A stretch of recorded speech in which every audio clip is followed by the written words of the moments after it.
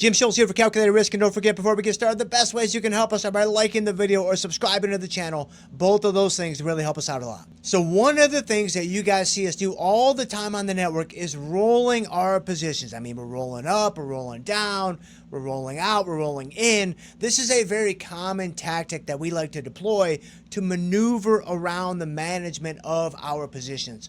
Rolling. And so today I wanted to take a few minutes and let's unpack what it is, why we do it, and kind of some of the inner workings behind a rolling strategy.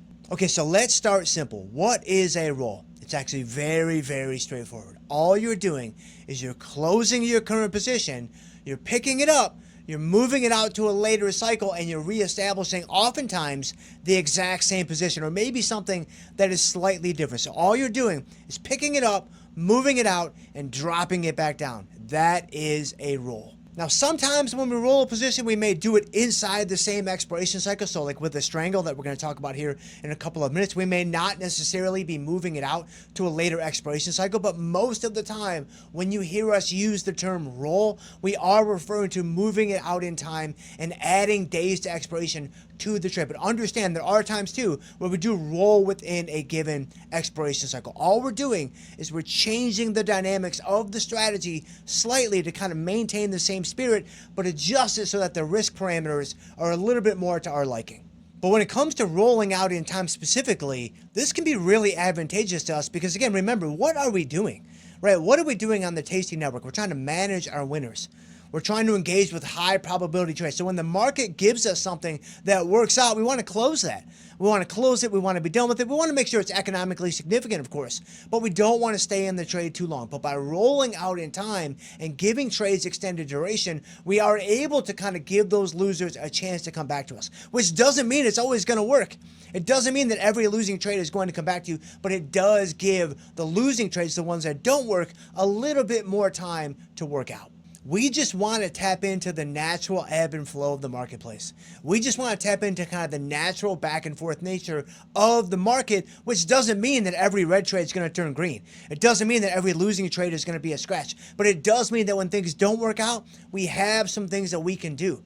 Like we have some tactics, we have some adjustment protocols, we have some mechanics that we can turn to kind of give the trade a little bit more life and give the trade a little bit more time. That is what a roll is, just in a nutshell, if we zoom out and kind of look at it kind of broad-based. Okay, so now when do we roll? Well, there are two basic times when we would consider rolling. There may be other times, and there's a little bit more subtlety and nuance when it comes to actually, when we roll. But the two main pillars are going to be when the strike is hit and when we hit 21 days to go. Now, both of these more readily apply to undefined risk rather than defined risk. Defined risk is a special thing, and we'll come back to that in just a couple minutes.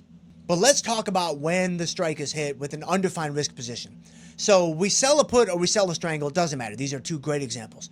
When you put on this strategy, these strikes are out of the money. When you put on this strategy, like the strategy is working, everything is easy, everything is great, the sun is shining, the air is fresher, like everything is absolutely amazing. Well, now all of a sudden, the strike gets hit. Once the strike gets hit, now that out of the moneyness on the trade is gone.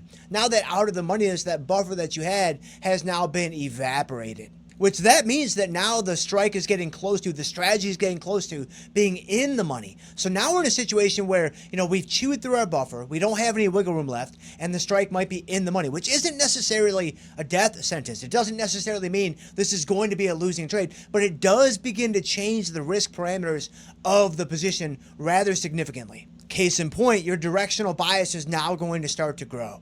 Right? Because at the money options have a delta of 50. And so when the deltas or when the strikes are out of the money, their deltas are below 50. They're 30, they're 25, they're 35, whatever. And so it's not going to feel like that big of a position as it moves around. But once it goes in the money and it spills over that at the money strike, now the deltas go to 55, to 65, to 75. So now the directional moves are going to be a lot more significant. And so that's why if we take a strategy like a short strangle, when one side gets hit, the first thing we like to do is actually roll that untested side, roll the other side in a little bit to help to protect the side that is being tested, protect the side that is being threatened. So for example, if I have a short strangle on and the market goes down and my short put is my tested strike, I'm going to be looking to roll my call down and maybe trim my directional bias by about 30 to 50%, because what that does is it protects that tested side. If the market keeps going lower and if the market keeps pushing through that short put strike and goes deeper and deeper in the money on the put side, I have more protection because I brought in more premium by rolling that call down. Similarly, let's say a short strangle, now the market runs up. So now my short call is the tested strike. Now I'm going to be looking to roll my put up. So same basic idea, I'm just on the other side of the ledger, if you will. And so now I'm rolling the put up to protect that call strike.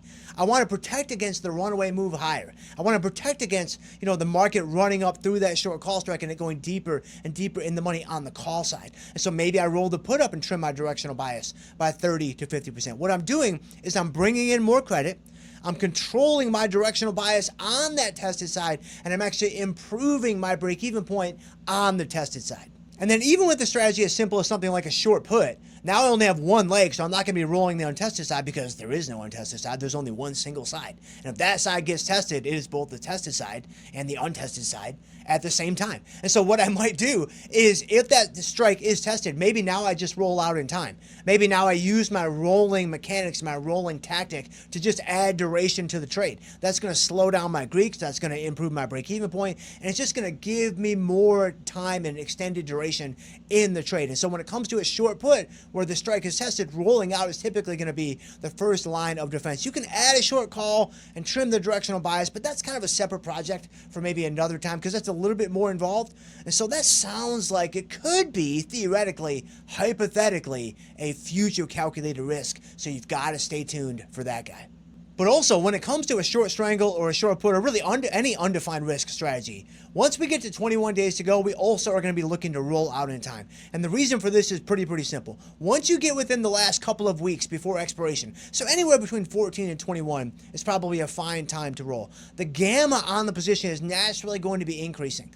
The gamma on the position is naturally going to be on the rise. Now, gamma is a second derivative of the Black-Scholes model. It's showing you how delta changes when the stock price changes. So it's kind of an added layer of directional risk and directional bias. And so by controlling that, by adjusting and rolling our positions prior to getting too close to expiration, we're kind of naturally putting a lid on just how much damage gamma can do to us. And so this is a no-brainer. If you're at 14 to 21 days to go and you're not where you want to be on the position, just roll it out. Don't think about it. Just go to the next monthly expiration cycle, pick up your premium, improve your break-even point, and slow down those Greeks, specifically gamma.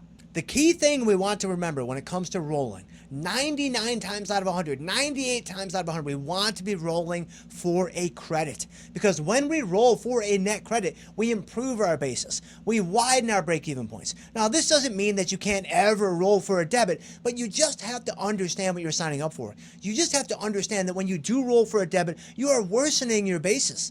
When you do roll for a debit, you are potentially kind of shrinking or narrowing that break-even point, which is kind of working against what you want as a high probability kind of premium selling active trader. So just understand, when you pay a debit to roll, it's not exactly in line with what we're trying to do. Now, again, you pay 2 cents, you pay 4 cents debit to roll. That's not a big deal. I'm kind of talking about the more significant debits, but I think as a rule, rolling for a credit is a really great reference point.